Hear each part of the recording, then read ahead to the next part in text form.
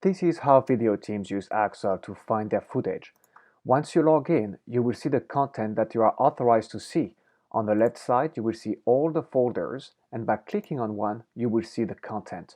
Axel will automatically create previews for your media files, so you can see in a snap by scrubbing through the thumbnail if it is the video you are interested in. By clicking on it, you will see the whole video player here where you can scrub through the video, you can play the video, and you can tag your video. On the right side here you have the user-created tags.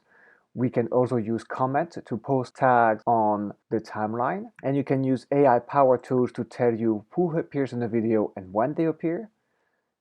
You can have different objects and a transcript, so you know exactly what is being said in the video. So video editors can use Axel to find who appears in the video or what objects or by the transcript. By searching for Sebastian Vettel, for example, I will see that I have the clip right here with Sebastian Vettel.